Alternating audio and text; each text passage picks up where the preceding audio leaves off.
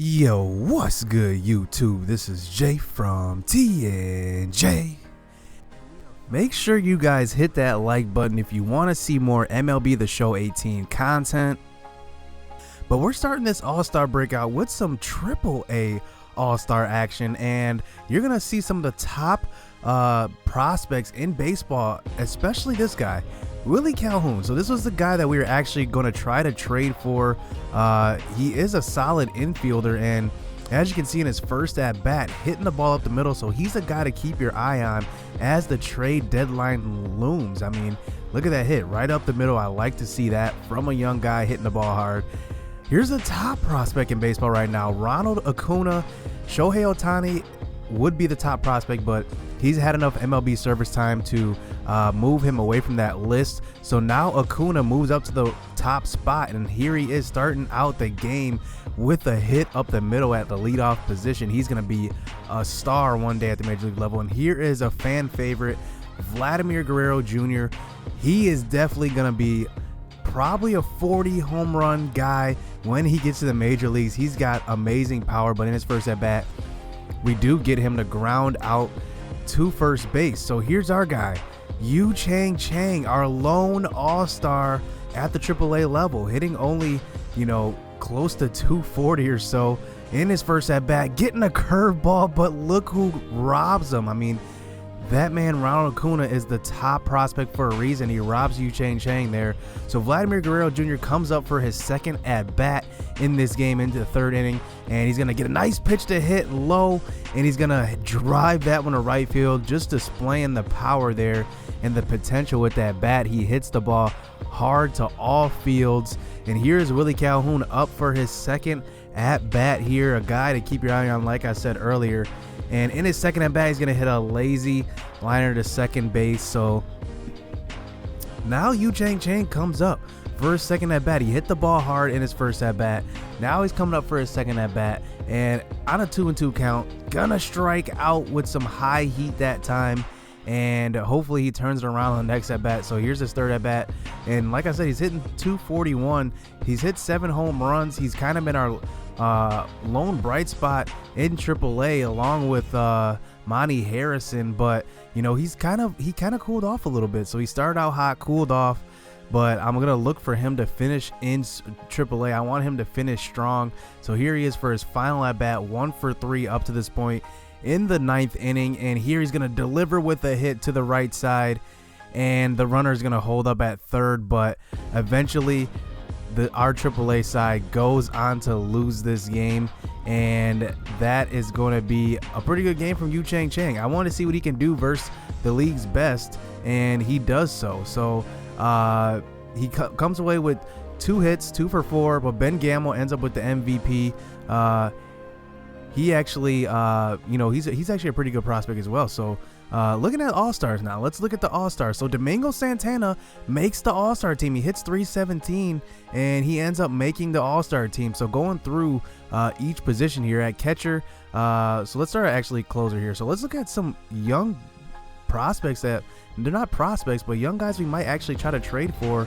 I was looking at R.G. Bradley first. I mean, he's a pretty good pitcher. I mean, honestly, he was one of the top prospects in the Arizona Diamondbacks a couple years ago, but he's actually turned into a pretty good closer, so we might have to keep our eye on him. So at third base, Nolan Arenado gets the nod. Trey Turner for the Nationals gets top votes for shortstop in the NL. Christian Yelich gets a all-star bid in his first season with the Brewers. Albert Almora Jr. is actually interesting, man. He's got some great hitting skills.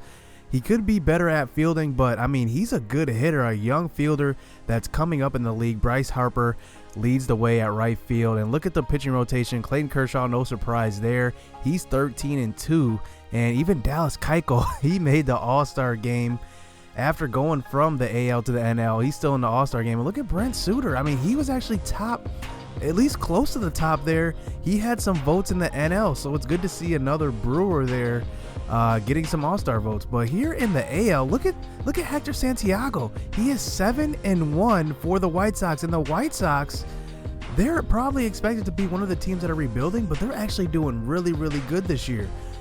They are over 500. They're right in the thick of things in the wild card, so that's a team to actually keep your eye on in this franchise to see how good they're gonna do. So moving on, Daniel Murphy at second base after getting traded, he goes to the All-Star game. Altuve is actually behind him. Isn't that funny?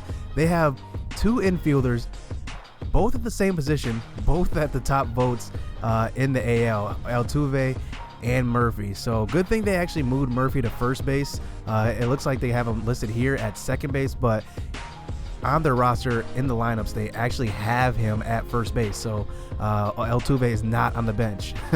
So looking at the outfield here, Mike Trout is there, and in right field Mookie Betts actually beats out Aaron Judge for the top spot. Nelson Cruz is third there. So I mean, pretty typical all-star roster. But quick update on our injury front, Wei-Yin Chin actually gets hurt once again. So he's out 1 to 2 months with a dislocated shoulder, and that kind of sucks because he is under contract for the next 3 years. I do want to keep him. I'm not worried about trading him or anything, but how can I get the most out of him if he's always hurt? So we're going into the All-Star game, and I want to see what Domingo Santana's got in this game. I mean, can he really compete with the big stars? He's having a breakout year, over 300, and here's the lineups. And like I said, Jose Altuve actually got the start, even though Daniel Murphy got more votes at second base. Daniel Murphy is the DH for the AL. So look at the surprise here, though.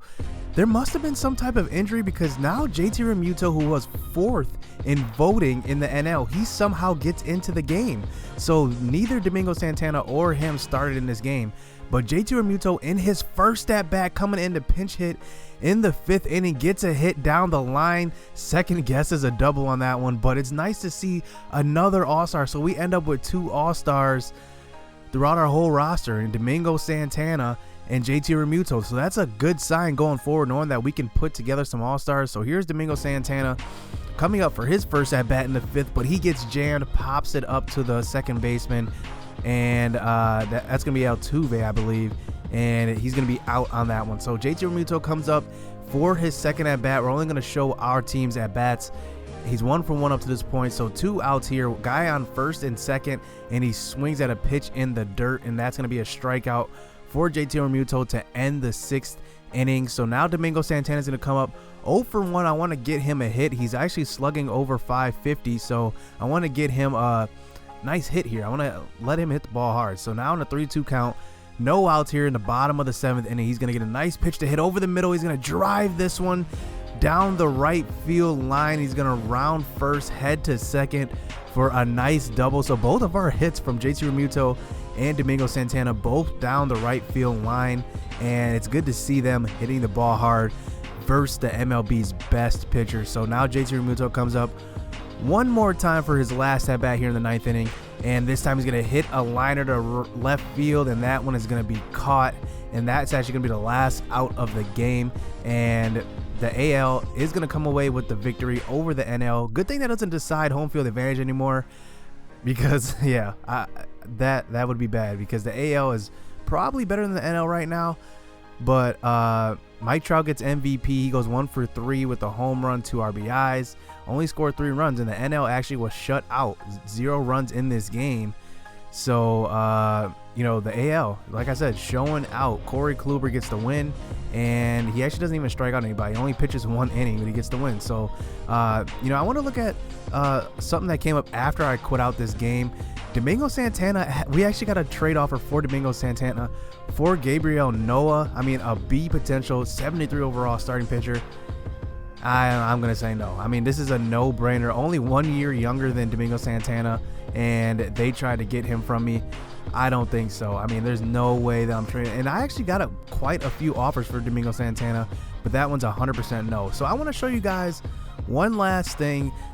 Lewis Brinson, we actually moved him down to AA, but look at him. He's off to a really good start at AA. So if he continues to hit the ball pretty well, he's hitting .412. If he continues this, I think I'm going to give him a shot back at the MLB once again. So we'll have to see, but I do like the progression I'm seeing from him, and hopefully he can continue it at the AA level. I just wanted to, you know, give him time to get his feet wet, let him get his swing back, because like I said, he went off to a cold start to start the season, but I want to see what he's got. And I'm not giving up on them. So that's gonna do it for this episode, man. Not too much. I wanted to show you guys the All-Stars, our All-Stars, and some things going forward. So hit subscribe, hit that like button. Next episode is gonna be the trade deadline special, so you don't want to miss that one.